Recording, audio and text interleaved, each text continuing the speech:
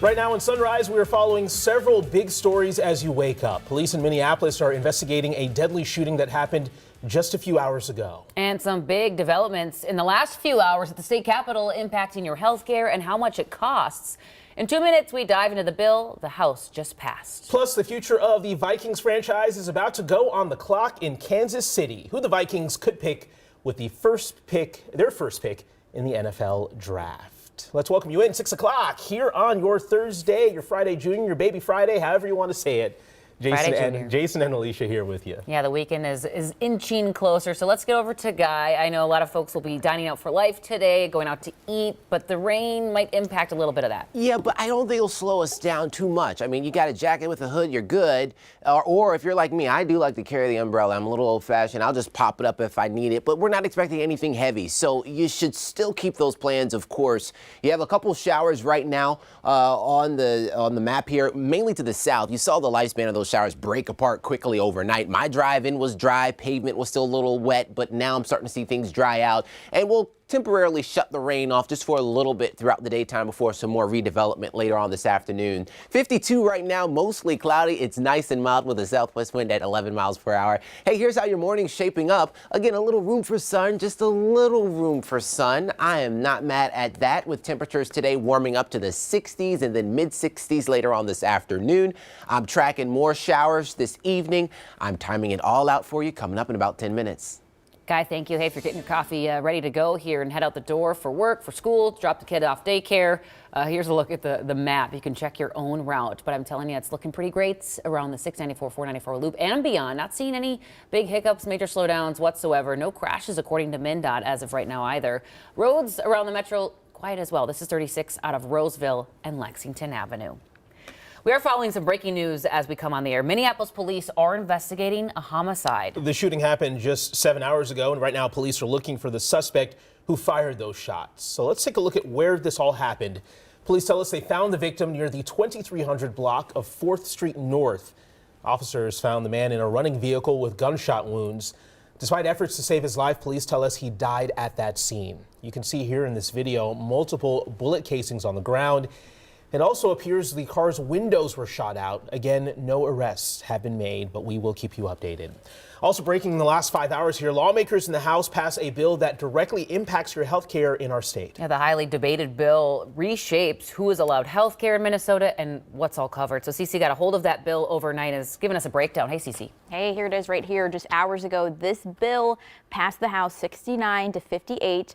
This bill's goal, to invest and improve health care. So here's what we found out about this bill overnight. This bill looks to lower health care costs and improve coverage for Minnesotans and undocumented residents. It protects reproductive care too, including increased funding for reproductive health and also the repeal of anti-abortion language. Mental health, also a big priority in this bill. Investments were made for mental health grants and a 988 suicide and crisis lifeline.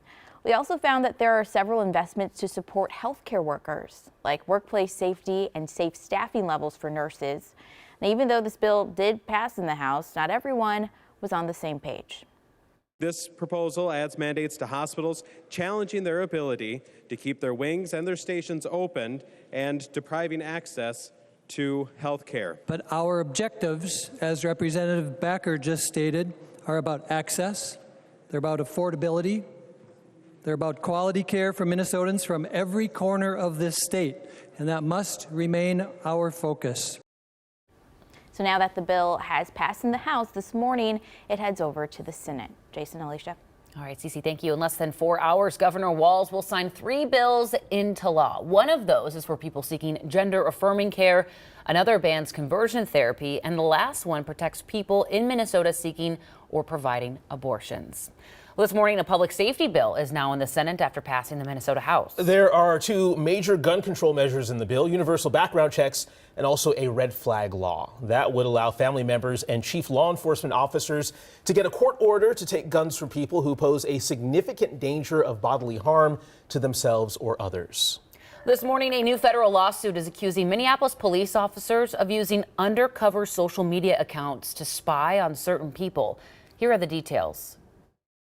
I'm Lou Bragoose. The Minneapolis NAACP is suing the city of Minneapolis over allegations MPD officers use covert social media accounts to spy on black people, black organizations, and elected officials.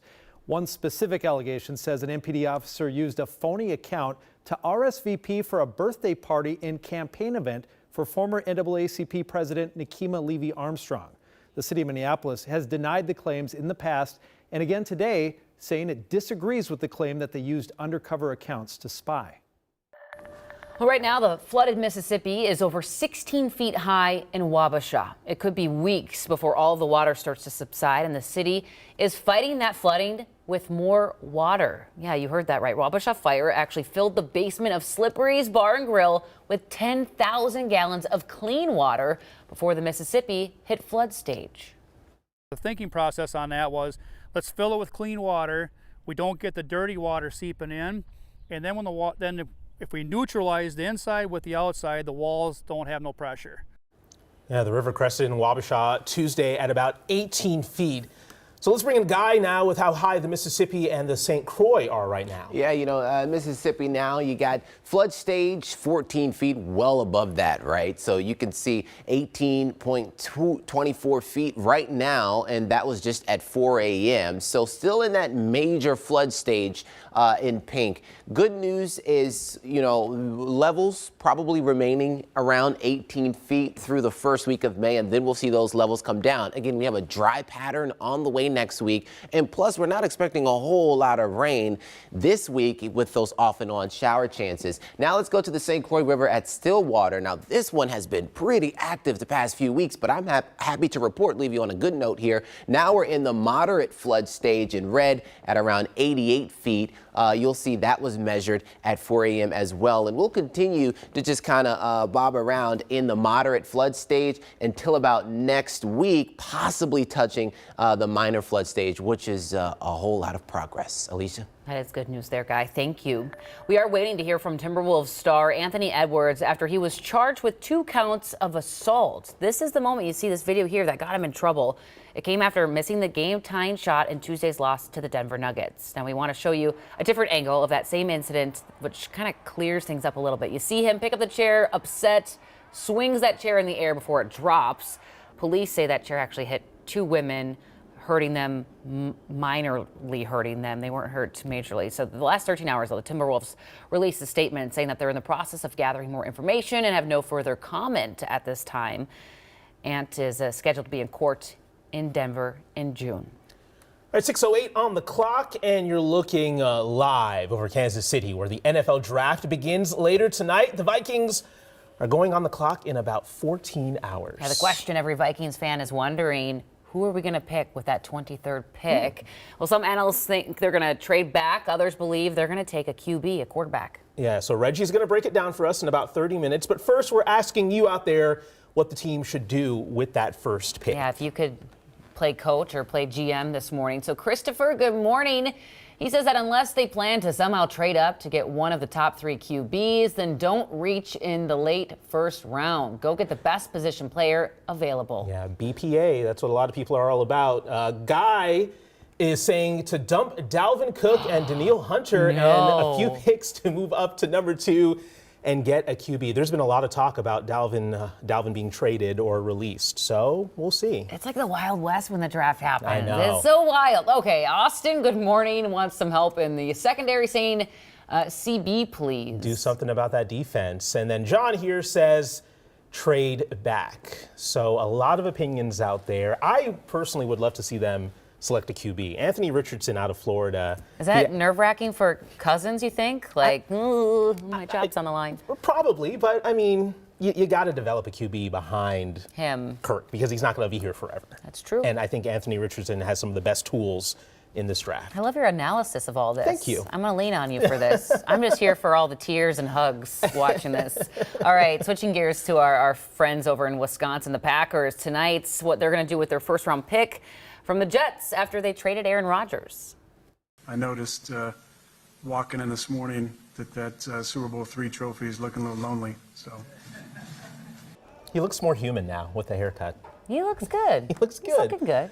So Rodgers spoke yesterday to the media for the first time in Jets gear. He says he's ready for a new chapter after 18 years with the Packers, ready to get them their first Super Bowl trophy in like 200 years. So. And then he's going to come to the Vikings Yep. in just a few years. It's the Brett Favre path. See you soon, Rodgers. See you soon. All right, 6:10 on this Thursday. Gorgeous shot. I love this sky cam view of downtown Minneapolis. You see the chain of lakes there and the beautiful sunrise.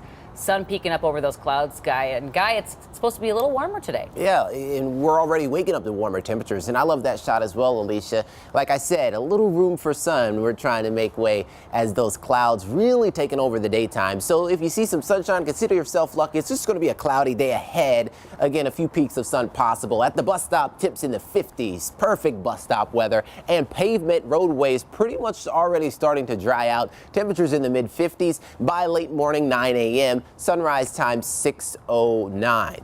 Now showers dissipating and decreasing as we speak. Just a few areas finding some isolated, very light showers or sprinkles. You'll see showers from Rochester to Albert Lee. That will continue to track eastward as well. Zooming in, you can just see how isolated radar is showing those showers this morning. So nothing to slow you down today whatsoever. It's really tonight where we'll see more redevelopment, which could be a little widespread. But right now you have mostly cloudy skies, 52, a little southwest wind at 11 miles per hour, slightly breezy on the skin. I think it feels fabulous out here. 66 will be our forecast high today. More showers develop later on this evening, turning more widespread, especially after midnight. So while you're sleeping, showers pretty much widespread. And we could shake the showers during the morning drive tomorrow. So showers will be kind of decreasing as we get into the morning drive, but more rain developing later on as you get into the afternoon hours on Friday as well. But again, nothing steady and heavy, and it's still not the best news for the rivers that are already in that major flood stage, like I just mentioned here not too long ago. But we're not expecting a whole lot of rain. Like yesterday, for example, we only picked up a trace. There's the warmest day on the 7, Wednesday at 69.